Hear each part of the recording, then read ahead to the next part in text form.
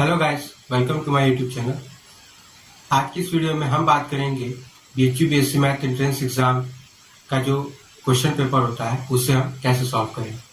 ठीक है, बेसिकली मैं यहाँ पर आपको टेक्निक बताऊंगा कि जब भी आपके पास क्वेश्चन पेपर आते हैं स्पेशली बीएससी मैथ का, तो आपको उसको किस तरीके से सॉल्व करना है और एग्जामिनेशन टाइम के दौरान आपको क्या क्या गलतियां नहीं करनी है। ठीक है, ये सभी मैं आपको इस वीडियो में बताऊंगा। तो आइए चलिए वीडियो स्टार्ट करते हैं।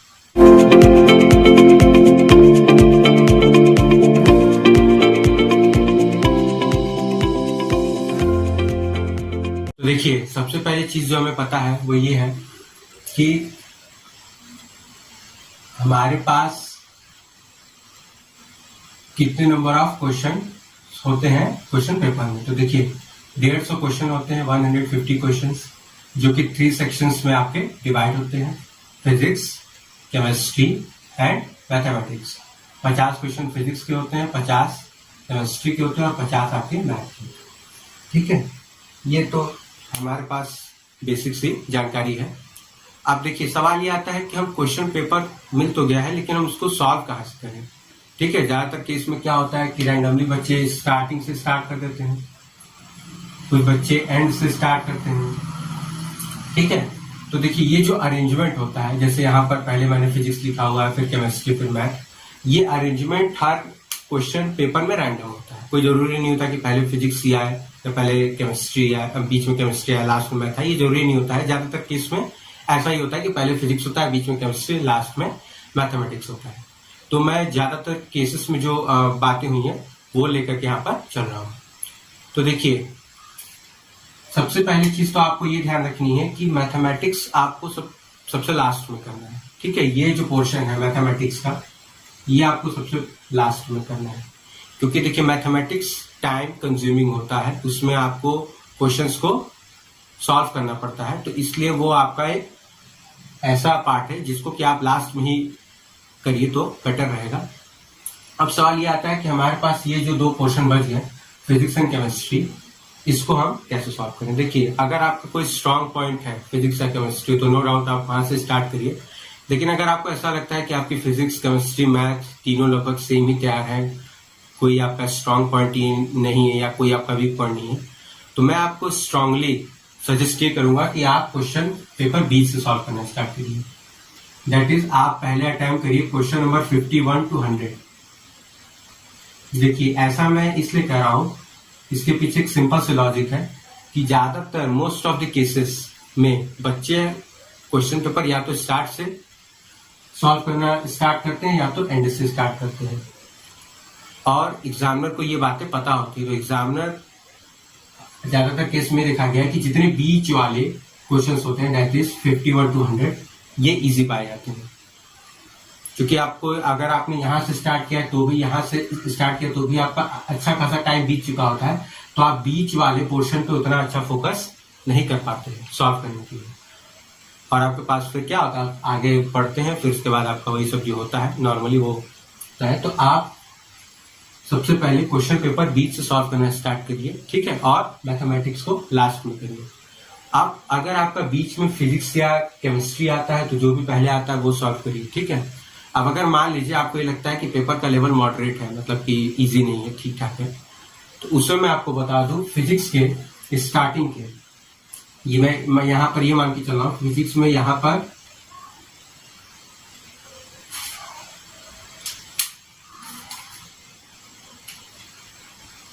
ये मान के चल रहा हूं कि फिजिक्स में यहां पर 1 से लेकर के 50 तक क्वेश्चन आया हुआ है। ठीक है, फर्स्ट नंबर तो लेकर के 50 नंबर तक। तो आपको मैं बता दूं फिजिक्स में 1 से लेकर के 12 तक और 38 से लेकर के 50 तक, मतलब स्टार्टिंग के 10 से 12 क्वेश्चन, लास्ट के 10 से 12 क्वेश्चन जो होते हैं वो फिजिक्स में आपके इजी पाए जाते हैं। ज्यादातर केस में देखा गया है, ये कोई ऐसा फिक्स रूल नहीं है, लेकिन ज्यादातर केस में ये देखा गया है कि फिजिक्स के पेपर में स्टार्टिंग के 10 से 12 क्वेश्चन, लास्ट के 10 से 12 क्वेश्चन इजी पाए जाते हैं as compare to other physics question. और केमिस्ट्री में जब ये बात आती है तो केमिस्ट्री में आपका बीच के 25 क्वेश्चन, बीच के 25 क्वेश्चन का मतलब अगर मैं यहां से बताऊं तो आप यहां समझ जाइए कि 65 to 90 या किसी किसी केस में 70 to 95, ये आपके क्वेश्चंस जो होते हैं वो लगभग इजी पाए जाते हैं। ठीक है, या किसको आप उसको आप 60 से 85 कर लीजिए तो ज्यादा बेटर है, क्योंकि बीच वाले होते हैं क्वेश्चन। तो 65 से 90 या 60 से 85 के बीच के जो क्वेश्चंस होते हैं केमिस्ट्री के, वो बहुत ज्यादा इजी पाए जाते हैं। वैसे तो मैं ये बोलूंगा कि केमिस्ट्री ऑब्जेक्टिव एग्जाम्स में हमेशा ही इजी होती है, लेकिन इस केस में मैं आपको बता दूं कि अगर आपको ये लग रहा है कि पेपर का लेवल मॉडरेट है आपके हिसाब से, तो आप यहाँ पर मिडिल वाले क्वेश्चंस को अटैक कर सकते हैं। ठीक है, तो ये तो बात हो गई फिजिक्स के लिए और केमिस्ट्री के लिए। अब मैथमेटिक्स में क्या हम रूल लगाएं? यहाँ पे तो हमने बोल दिया कि कुछ ऐसा पैटर्न होता है, अक्सर देखा गया, यहाँ पर भी एक पैटर्न ऐसा होता है देखा गया। मैथमेटिक्स में क्या पैटर्न है? देखिए, मैथमेटिक्स को आप जब भी सॉल्व करिए, ठीक है, तो क्वेश्चन लास्ट से स्टार्ट करिए। ठीक है, हमेशा लास्ट से ही स्टार्ट करिए। जैसे मान लीजिए आपका ये है क्वेश्चन, तो स्टार्टिंग आप क्वेश्चन नंबर 150 से स्टार्ट करिए। ठीक है, लास्ट से स्टार्ट करिए।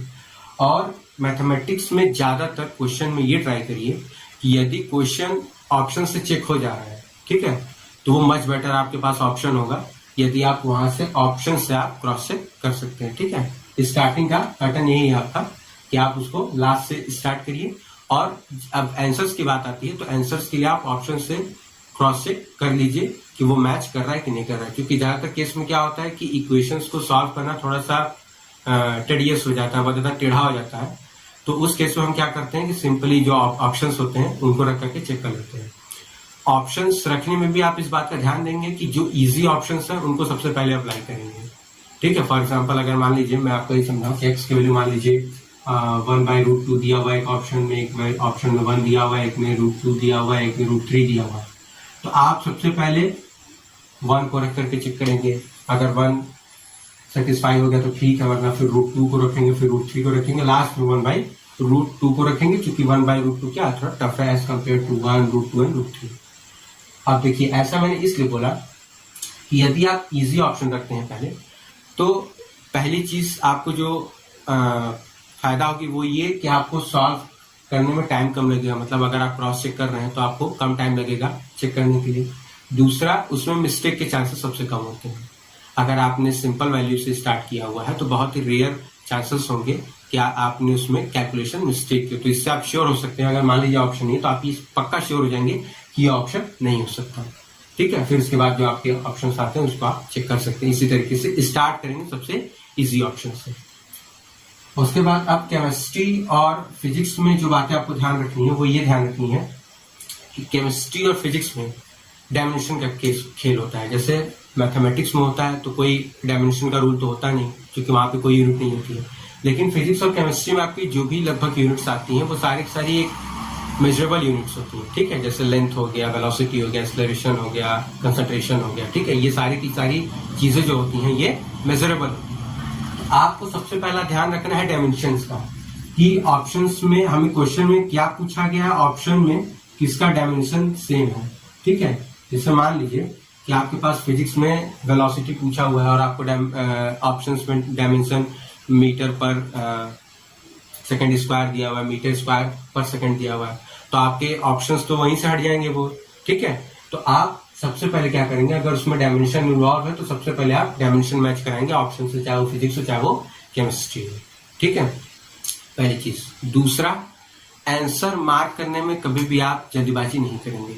मतलब मैं आपको समझा दूं, ऐसा मैं इसलिए कह रहा हूं कि मान लीजिए आपके पास एक्सेलरेशन ड्यू टू ग्रेविटी का वैल्यू पूछ रहा है, तो आप G= आप सबकी जुबान पे रिटायर होता है 9.8। ठीक है, अब मान लीजिए आपको ऑप्शन दे दिया 9.8 मीटर पर सेकेंड, G= अगला दे दिया ऑप्शन 9.8 मीटर स्क्वायर पर सेकेंड, अगला G का ऑप्शन दे दिया 9.8 सेंटीमीटर पर सेकेंड स्क्वायर, चौथा ऑप्शन आपको दे दिया G= 980 सेंटीमीटर पर सेकेंड स्क्वायर। तो अब आपके दिमाग में क्या होता है रटा हुआ कि हमारे पास 9.8 पड़ा हुआ है। ठीक है, तो हमारे दिमाग में क्या होता है कि हम तुरंत देखते हैं कि 9.8 कहाँ दिया हुआ है, तुरंत जल्दीबाजी में टिक कर देते हैं, क्योंकि हमारे पास उसमें दिमाग में होता है कि जल्दी से जल्दी क्वेश्चन सॉल्व हो और हम आगे बढ़े। तो आपको ये गलती नहीं करनी है, आपको ऑप्शंस को थॉरली चेक करनी है, क्योंकि डायमेंशंस की वजह से आपका आंसर गलत हो सकता है। आप अगर 9.8 टिक लगा करके आएंगे, आप मान के वो चलेंगे कि वो सही है, लेकिन मालूम पड़ा कि डायमेंशन की वजह से वो चीजें गलत हो गई, तो आपको ये ध्यान रखना है कि डायमेंशन क्या है। यहाँ पर आपका सही आंसर तो ये होगा, लेकिन आप टिक लगा करके ये आए, ठीक है। तो इन बातों का आपको ध्यान रखना है, चाहे वो फिजिक्स हो चाहे वो केमिस्ट्री हो। उसमें आपको ध्यान ये देना है कि डायमेंशन हमेशा मैच करा लीजिए कि ऑप्शन के और जो आपको पूछा जा रहा है वो और जो आप टिक लगा रहे हैं वो दोनों के डायमेंशन सेम है या नहीं है, ठीक है। उसके बाद मैं ये बता दूं कि फिजिक्स हो या केमिस्ट्री हो, ठीक है, उसमें आपको जो भी क्वेश्चंस पूछे जाते हैं वो बेसिकली उन एरिया से होते हैं जहां पर आपको डाउट के ऑप्शंस ज्यादा होते हैं, ठीक है। मतलब आपको जहां पर ज्यादा डाउट क्रिएट होता है, जब आप एक्चुअली में उसको पढ़ रहे होंगे, आपको सवाल वहीं से उठाए जाते हैं। और बहुत दफा ये होता है कि आपके मेमोरीज पर होते हैं सवाल, ठीक है। जैसे मान लीजिए कि आपके पास कोई एक वेक्टर फील्ड का फार्मूला है, उसमें एक जगह पर मान लीजिए बी क्रॉस आई दिया हुआ है, एक जगह पे बी डॉट आई दिया हुआ है, तो अब आपके दिमाग में कंफ्यूजन ये आ जाएगी कि बी क्रॉस आई होगा कि बी डॉट आई होगा, ठीक है। तो अब आपको उसमें ध्यान ये रखना है कि हमें जिस क्वांटिटी को पूछा जा रहा है वो क्वांटिटी है क्या, वेक्टर है कि स्केलर है। यदि स्केलर होगा तो no doubt B dot I होगा, ठीक है, और यदि वेक्टर है तो बी क्रॉस आई होगा, ठीक है। तो इन सब जगहों पर भी आपको ध्यान देना होता है। और सबसे इम्पोर्टेंट जो चीज होती है वो ये होती है कि एग्जाम में बच्चे पैनिक हो जाते हैं। पैनिक का मतलब कि स्टार्टिंग में सॉल्व किए क्वेश्चंस नहीं समझ में आ रहे हैं, आगे गए वहां भी नहीं समझ में आ रहा है, फिर आगे गए फिर नहीं समझ में आ रहा है, तो पैनिक हो जाते हैं, फिर वो इधर उधर जबरदस्ती टिक लगाना स्टार्ट करते हैं, ठीक है। तो आप ये गलती ना करिए। अगर आपको कोई भी चीज नहीं समझ में आ रही है, आप उस सेक्शन को पूरा छोड़िए, आगे बढ़ जाइए, ठीक है। जैसे मान लीजिए आपने स्टार्ट किया फिजिक्स से, आपको नहीं आ रहा है, क्वेश्चन छोड़ दीजिए पूरा फिजिक्स, आप केमिस्ट्री पे जंप कर जाइए, केमिस्ट्री सॉल्व करिए, एक दो हुआ नहीं हुआ, अगर वो भी नहीं आ रहा है आप मैथ पे जंप कर जाइए। क्योंकि देखिए होता क्या है कि अगर आप नहीं आ रहा है, आप उसी में ढूंढेंगे वो करेंगे तो आपका टाइम बर्बाद होगा, ठीक है। आपको वहां पर टाइम तो मिलेगा नहीं एक्स्ट्रा, तो आपको बेसिकली ये करना है कि उसी टाइम में अपना अरेंजमेंट करना है। तो आप क्या करिए कि जिस टॉपिक पर क्वेश्चन नहीं आ रहा है उसको स्किप करिए और आगे बढ़ जाइए। अब मान लीजिए कि मैथमेटिक्स में आपको चीजें आ रही है, आपको यहाँ पर लग गए, लेकिन आपको मैंने अभी ये बोला कि मैथमेटिक्स को लास्ट में डन करना है, तो मैथमेटिक्स को केवल उतना ही डन करिए कि आपका कॉन्फिडेंस बिल्डअप हो जाए कि हाँ मुझे क्वेश्चन पेपर आ रहे हैं, और आप वापस से फिजिक्स और केमिस्ट्री पे जंप कर जाइए। इस बार ध्यान ये दीजिएगा कि अगर आपने स्टार्टिंग से स्टार्ट किया था फिजिक्स, तो इस बार लास्ट से स्टार्ट करिए, दोबारा उसी क्वेश्चन पे जंप मत करिए। अगर आपने स्टार्टिंग से स्टार्ट किया था आपको नहीं आ रहा था, तो फिजिक्स में आप लास्ट से जंप करिए, या आपने स्टार्टिंग से भी देख लिया था लास्ट से भी देख लिया था नहीं आ रहा था, तो बीच से कहीं से जंप कर जाइए। उसी तरीके से मतलब ओवरऑल आपको ये करना है कि फिजिक्स और केमिस्ट्री पे तुरंत बैक आना है, लेकिन उस जगह पे नहीं जहां से आपने छोड़ करके उसको आगे बढ़े, तो वरना फिर से आपका टाइम ही बर्बाद होगा, ठीक है। ये चीज हो गई। और किसी भी एक क्वेश्चन पर आपको हद से ज्यादा टाइम नहीं देना है। मतलब मैंने आपको बताया था कि प्रिपरेशन जब भी आप करिए तो आपको एग्जामिनेशन में एक्चुअल 60 सेकंड मिलते हैं क्वेश्चन सॉल्व करने के लिए, ठीक है। एक्चुअल एग्जाम में आपको इतने मिलते हैं, और मैंने बताया था कि आप प्रैक्टिस करेंगे तो 45 सेकंड्स पे करेंगे। तो एग्जामिनेशन में याद रखिए आपको 45 सेकंड से ज्यादा एक क्वेश्चन पर नहीं देना है। यदि आपको नहीं आ रहा आप आगे बढ़ जाइए, लेकिन आपको उस क्वेश्चन पे 45 सेकंड से ज्यादा नहीं देना है। अगर आपके पास ऑनलाइन है, ठीक है, तो आप उसको रिव्यू के लिए मार्क कर दीजिए। यदि आपके पास ऑफलाइन है तो उस क्वेश्चन को सर्किल कर दीजिए, लेकिन आपको उस पर ज्यादा टाइम नहीं देना है, ठीक है, आगे बढ़ जाना है। अब उससे फायदा ये होगा कि आपको ये तो हो जाएगा क्लियर कि ये क्वेश्चन मुझे कितना % आ रहा है, मैं दोबारा इस पे आऊँ या ना आऊँ, ठीक है। तो इसलिए आप क्वेश्चन पे ज्यादा टाइम वेस्ट मत करिएगा, आगे बढ़ जाएगा, क्योंकि आपके पास बहुत सारे होते हैं क्वेश्चन, ठीक है। अब सबसे जरूरी बात ये होता है कि हम कितना क्वेश्चन करें 150 में कि हमारा जो है कि श्योर हो जाए कि मेरा एडमिशन हो ही जाएगा, कंफर्म हो जाएगा। तो देखिए मैं आपको बता दूं, एक सेफ है कि अगर आपके पास 150 क्वेश्चन है और अगर आपने 75 क्वेश्चन सही कर दिए, मतलब आपको लग रहा है कि एकदम सही है, ठीक है, क्योंकि उसमें गलती तो होगी, जाहिर सी बात है, और नहीं हो तो और अच्छी बात है। लेकिन अगर 75 क्वेश्चन आप ये मान करके चल रहे हैं कि आपने बहुत सही किया, और अगर उसमें बहुत ज्यादा ब्लंडर मिस्टेक आपने नहीं की होगी, तो मैं मान के चल रहा हूँ कि 75 में आपके 5 क्वेश्चन गलत हो जाएंगे, ठीक है। तो अगर मैं 5 क्वेश्चन को मान लूँ गलत, तो 70 के हिसाब से हमारे मार्क्स हो गए 210, और उसमें से 5 गलत के माइनस कर दो तो 205। तो आप कोई भी कैटेगरी से बिलोंग करते हो, यदि आपका 200 प्लस नंबर आ रहा है तो आप ये पूरा श्योर मान के वो चलिए कि आपका एडमिशन हो जाएगा वहां पर, अगर आप एडमिशन लेना चाहेंगे तो। ये मार्क्स आपका बहुत ही सेफ जोन माना जाता है, चाहे वो आप जनरल हो, SC हो, ST हो, BC हो, गर्ल हो, बॉय हो, कोई मतलब नहीं रखता। 200 प्लस नंबर मतलब आप बहुत सेफ जोन में, आपका एडमिशन कंफर्म है वहां पर। तो 75 क्वेश्चंस अगर आपके सही हो गए तो मैं आपको सजेस्ट यही करूंगा कि ज्यादा क्वेश्चन करने के लालच में मत जाइए। अब अगर यहाँ पर आपने 75 क्वेश्चन कर लिए हैं और आपको लग रहा है कि अब इससे ज्यादा मुझे नहीं आ रहा है, करेंगे या कुछ फंस रहा है, तो मैं आपको सजेस्ट यही करूंगा कि उस क्वेश्चंस को छोड़ दीजिए। देखिए अगर आप रैंकर होंगे, ठीक है, तो आपको इतने पर रुकना ही, आप 100 प्लस जाएंगे। यदि आप रैंकर नहीं है तो आप जाहिर सी बात है कि इसी के अराउंड रुक जाएंगे। अब आपका होना ना होना इस बात पर डिपेंड होता है कि आप इससे ज्यादा क्वेश्चन करने के लालच में जाते हैं कि नहीं जाते हैं। यदि आप जाएंगे तो देखिए सही होने के चांसेस 1 है, ठीक है। मान लीजिए कि आपने 5 क्वेश्चन और कर दिए, उसमें से 1 सही हुआ, 4 गलत हो गया, तो 1 सही हुआ, ठीक है, तो 3 नंबर मिला। 4 हो गया गलत तो -4 हो गया, तो आप ओवरऑल क्या हुआ, 1 नंबर और माइनस में चले गए। तो आपको ये काम नहीं करना है। यदि आपको लगता है कि इतना फिर श्योर है तो फिर मैं आपको सजेस्ट यही करूंगा कि अगर आप श्योर होना चाहते हैं कि आपका एडमिशन हो कि ना हो, तो फिर आप इसके बाद रुक जाइएगा। और ये 75 क्वेश्चंस सही होने चाहिए, ऐसा नहीं कि आपने बस मार्क कर दिया और आप मान के चल रहे हैं सही है। एक्चुअल में अगर आपको लग रहा है कि सही है और वो रियलिटी में भी सही हो, तो फिर आप इसके बाद मैं आपको यही राय दूंगा कि आप वहां पर रुक जाइए, ठीक है। क्योंकि अगर ज्यादा मिस्टेक करेंगे या ज्यादा क्वेश्चंस के लालच में जाएंगे तो नंबर ऑफ रॉन्ग क्वेश्चंस आपके बढ़ेंगे और आपका ये जो 205 पर आकर रुक रहा है, अगर 5 क्वेश्चन और गलत हुए तो 200 पर आ जाएगा। 200 मैं नहीं बोलूंगा कि मतलब सेफ जोन है, वो मे भी हो सकता है कि कट ऑफ आपका 200 से ऊपर ही रुक जाए, ठीक है। तो ये कोई जरूरी नहीं है, हालांकि नीचे जाते हैं बहुत दफा कट ऑफ, लेकिन मैं एक श्योरिटी की बात करूंगा कि आप एकदम श्योर मान के चलिए कि आपका एडमिशन कंफर्म है।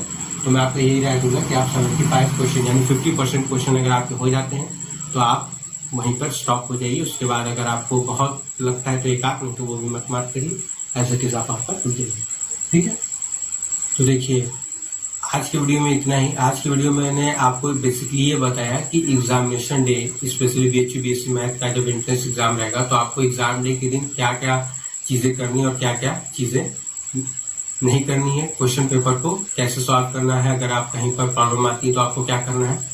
इसके बावजूद अगर आपको कोई भी और क्वेरी ऐसी रह गई हो जो मैं यहाँ पर ना बता पाया हूँ तो आप मुझे कमेंट सेक्शन में लिख करके पूछ सकते हैं, या वीडियो के डिस्क्रिप्शन में हमारे टेलीग्राम ग्रुप का लिंक है, आप वहां से ज्वाइन हो जाइए और वहां पर भी आप मुझसे पूछ सकते हैं। वहां पर केवल मैं ही नहीं, मेरी टीम भी आपकी पूरी हेल्प करेगी।